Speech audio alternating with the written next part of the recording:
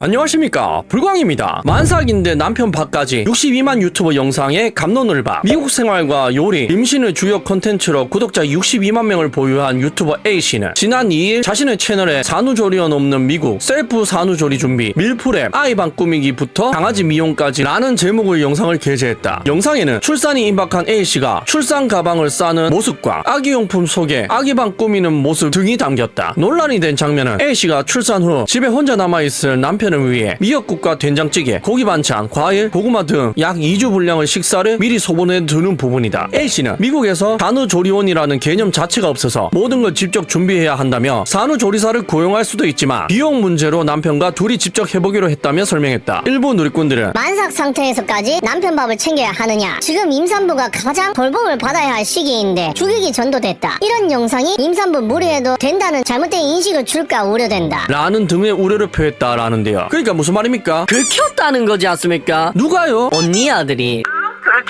아니, 저 유튜버가 남편을 위해서 하는 행동에, 가족을 위해서 돈을 아끼려는 행동에 왜 긁혔습니까? 이거 진짜 이해를 할 수가 없죠. 제가 누누이 말씀드립니다만 전 세계에서 어느 나라를 뒤져보세요. 산후조리원이라는 문화 자체가 없다니까. 공식적으로 이걸 인정하고 심지어 세금으로도 지원해주는 나라는 오직 K로 시작하는 그 나라밖에 없다고요. 그러니까 우리보다 잘 살고 돈도 평균적으로 많이 버는 미국에서조차 저런 게 기본이라는 거죠. 산후조리 전에 남편을 위해서 뭔가를 해주고 저런 게 기본이라니까. 아니, 산후조리사를 부를 수 있음에도 불구하고 분명히 부를 수 있을 거 아니야. 남편의 월급을 제외하고 60만 넘는 여성분의 유튜브 수익만 하더라도 부르고도 남는다니까. 그런데 왜 안 불렀겠습니까? 돈은 쓰면 없는 거니까. 돈 아끼겠다는 거잖아. 그러니까 만약에 여러분들이 이성을 만나시면 결혼을 꼭 하셔야겠다면 이런 여성을 만나서 결혼을 하셔야 된다니까. 그래야 행복할 가망성이 높다고요. 왜냐고요? 물론 저기에 앞을 다른 사람들이 다 잘못한 건 아닙니다. 잘못한 건 맞는데요. 저건 뭐가 문제냐 하면 K로 시작하는 그 나라의 평균 일반과 전 세계적인 평균 일반과는 좀 괴리가 있어서 그래요. 그러니까 이상한 문화에 계속 찌들어 살다 보니까 가스라이팅 당했다는 거지 않습니까? 저게 기본인 줄 알고. 산후조리원 가는 퍼센테이지만 봐도 이거는 가스라이팅 당했다고 볼 수밖에 없잖아. 어떻게 80% 이상 산후조리원을 갈 수가 있어? 돈 없는 사람은 안 갈 수도 있어야 되는 건데 다 가잖아요. 저거는 다 간다고 봐도 될 퍼센테이지죠. 그리고 많은 사람들이 그냥 남편이 돈 잘 버니까, 직업이 좋으니까 연애 대충 하고 조건만 보고 결혼하는 사람들이 생각보다 많기 때문에 남편을 위해서 뭔가를 해주는 것에 대해서 굉장히 거부감을 느끼고 있다는 걸 알 수가 있잖아. 보세요. 지금도 별로 문제가 될 게 없는 이야기인데 사랑하는 남편을 위해서 내가 없을 때 남편이 굶지 않도록 시리얼이나 라면 대충 먹지 않도록 밀프렙을 미리미리 만들어 두는 행위조차 아니 꼬아 보이는 사람들이 저렇게 많다니까.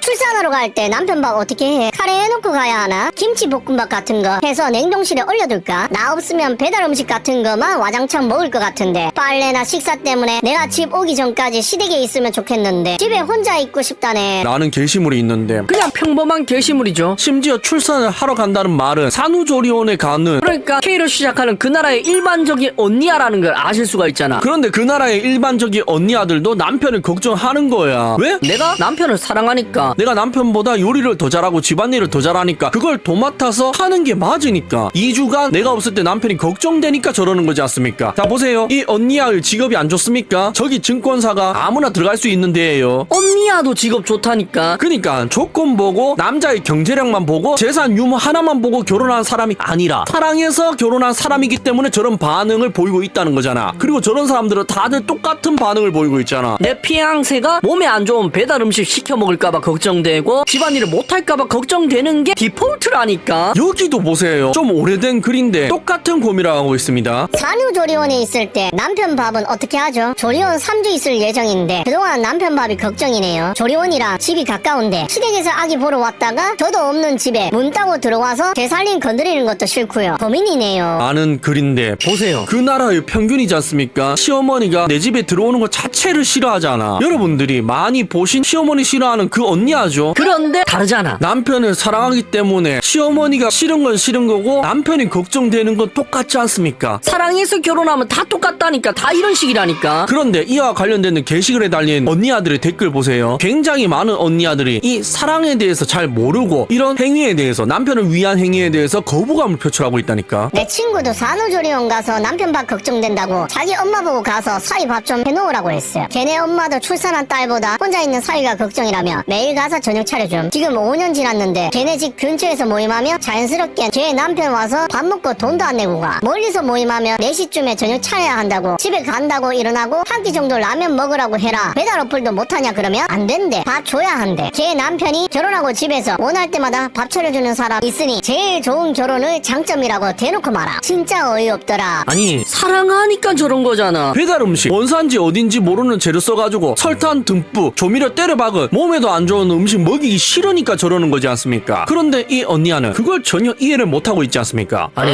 그럼 전업주부가 밥을 안 하면 누가 밥을 하는데요? 누가 집안일을 합니까? 애 아빠씩이나 되는 사람이 밥도 혼자 못 먹고 집 혼자 못 관리하면서 무슨 애 아빠가 되겠다고 결혼을 하고 애를 가졌냐. 아니 남자들이 혼자 챙겨 먹을 수 있어요. 남자들 원래 혼자서 뭐 잘해. 그런데 사랑하는 사람들 입장에서는 그런 게 아니라니까. 남편이 걱정된다는 거잖아. 이게 이해가 안 된다는 거야. 이걸 왜 이해를 못하지? 기혼인데 진심 어이가 없다. 서울시 저 자료 언제 거임? 1950년도 거임? 미쳐 돌아가네 아주. 아니 미쳐 돌아가는 거 님이랑 결혼한 남편이 미치고 발작 뛰겠지. 결혼하면 행복할 줄 알았는데 외벌이 하면 밥은 차려줄 줄 알았는데 와이프가 내가 밥 차려주려고 너랑 결혼했냐? 이런 소리로 짜증만 내고 있으니까 얼마나 서럽겠어요. 그런데 그런 불쌍한 당신 남편의 상황도 모르고 이런 이야기나 하고 있는 거 보면은 참 어이가 없죠. 시녀들 진짜 많네. 시녀가 아니라 전업주부는 원래 밥을 하는 사람입니다. 그거 하려고 전업이라는 거고요. 그리고 아까 증권사 다니는 언니야처럼 사랑하는 사람을 위해서 원래 서로가 희생을 하는 게 맞습니다. 부부는 원래 그런 사이예요. 그럼 뭔가를 상대방이 해주고 싶은 희생적인 그런 사랑을 모르는 게 너무 안타깝지 않습니까? 그렇습니다. 이런 글들을 보면 어떤 생각이 드십니까? 굉장히 결혼에 대한 회의감이 들잖아. 왜냐하면 30대 지금 미혼율이 얼마입니까? 여자만 해도 40% 넘는다니까. 남자는 60% 넘었고 그리고 20대는 90%가 넘었잖아. 거기서 한 가지 알 수 있는 게 뭡니까? 괜찮은 사람들은 이미 결혼했을 테고 왜? 내가 남자라도 괜찮은 여자가 옆에 있으면 보이니까 느껴지니까 그런 여자가 혼자 있게 두기 싫으니까. 그러니까 괜찮은 여자들은 웬만하면 다 결혼했을 텐데 나머지 남아있는 사람들 중에 사랑하는 사람을 위해서 도시락 싸는 게 아무렇지도 않은 그런 사람을 찾아야 되는데 그게 가능할까요? 굉장히 어려운 과정이라니까. 지금 댓글만 봐도 아실 수가 있잖아. 남편을 위해서 뭔가를 해주는 것에 대해서 굉장히 거부감을 표출하고 있는 사람들이 많잖아요. 보세요. 왜 그런 걱정을 하냐? 이런 사람들이 많아서 그렇습니다. 26살 14개월 아기 엄마의 하루라는 브이로그에 달린 댓글도 보세요. 남편한테 설거지 좀 해달라고 해요. 남편은 대체 뭘 하길래 집에서 3끼나 먹어요. 남편은 입만 살아있나요? 야간 근무를 했던 말든 설거지 정도는 해야죠. 남편은 안 도와주고 뭐하나요? 26살도 애긴데. 라는 댓글들. 그렇습니다. 다들 똑같은 의견을 내고 있고 이 댓글들만 봐도 뭔가를 아실 수가 있잖아. 뭔가를 유추해낼 수가 있잖아. 이 댓글 쓴 사람들은 연령이 굉장히 높다는 걸 아실 수가 있죠. 26살이 어떻게 애기야. 자기들 눈에는 애기처럼 보이겠지. 왜? 자기들이 나이 많으니까. 그리고 미혼이거나 미혼이더라도 남편을 쥐잡듯이 잡아먹는 언니아일 가망성이 높다는 것도 유추해낼 수 있잖아. 남편에게 뭔가를 해주는 것에 대해서 굉장히 거부감을 느끼는 사람이잖아요. 그런데 만약에 이런 사람들이 여러분들의 와이프라고 가정해보세요. 여러분들 행복할 자신 있습니까? 나는 진짜 어렵다고 봐. 와이프가 내가 뭔가를 희생하는 거에 대해서 알아주지도 않고 만족도 못한다고 생각해보세요. 그리고 밥 차리는 거 하나하나마다 사사건건 짜증을 내. 설거지 안 해준다고, 청소 안 한다고, 명품백 안 사준다고, 육아 안 도와준다고 뭐라 한다고 생각해보세요. 참 결혼이라는 게 쉽지 않습니다. 꿈속에서 깨어날 시간입니다. 레드 썬. 시청해주셔서 감사합니다.